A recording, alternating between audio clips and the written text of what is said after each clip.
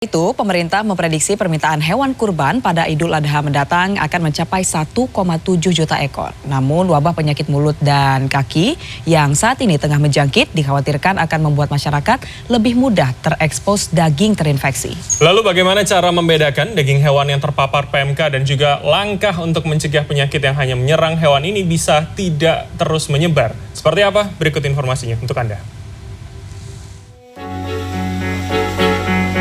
Merebaknya wabah PMK membuat penjualan daging segar di sejumlah pasar tradisional di Jakarta turun omsetnya.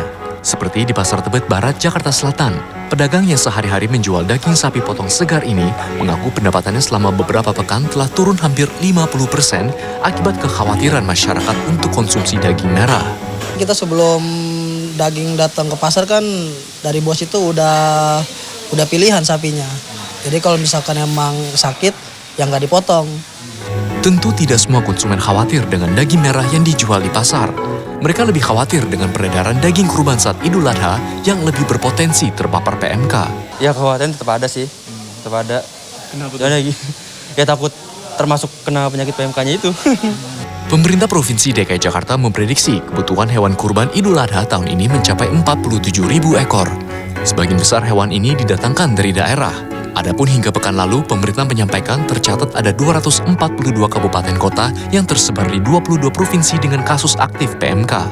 Agar PMK tidak semakin meluas, pemerintah telah perketat proses distribusi hewan ternak. Pembeli hewan kurban pun diimbau untuk memastikan hewan kurban memiliki sertifikat sehat dari otoritas terkait.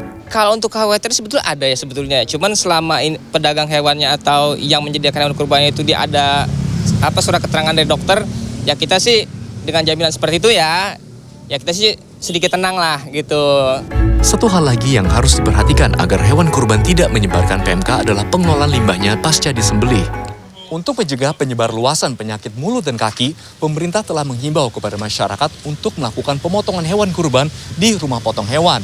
Jika dilakukan di luar RPH, maka pemerintah menghimbau kepada masyarakat untuk mentaati sejumlah aturan supaya penyakit ini tidak semakin menyebar dan menyebabkan masalah ekologis lebih lanjut.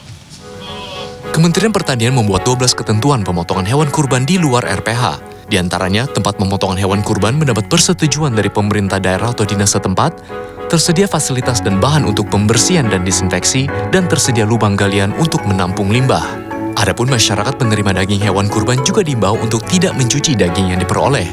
Ketua Umum Perhimpunan Peternak Sapi dan Kerbau Indonesia, Dr. Hewan Nanang Puru Subendro menyampaikan, daging yang terpapar PMK dan sehat tidak bisa dibedakan dari fisiknya. Tidak ada perubahan warna, tekstur, atau bau yang bisa diamati. Sehingga bila daging dicuci dan ternyata terpapar PMK, hal ini dikhawatirkan akan terbawa ke saluran air dan menyebarkan virusnya. Supaya potensi nempelnya virus di dalam permukaan luar daging itu tercuci dan terbawa oleh aliran air tempat cucian itu. Karena kan virus PMK ini cukup lama bisa bertahan hidup di alam bebas. Di tanah bisa sampai lebih dari 1 bulan, di sepatu, di air, itu yang akan kita hindari. Nanang mengingatkan bahwa virus PMK tidak bisa menyebar ke manusia, sehingga selama daging kurban dimasak dengan baik, maka aman untuk dikonsumsi. Meski begitu, manusia bisa menjadi sarana penyebar luasan penyakit ini, sehingga harus mengambil langkah yang tepat agar mata rantai PMK dapat segera diputus. Arya Dita Utama, Indra Hadi, Jakarta.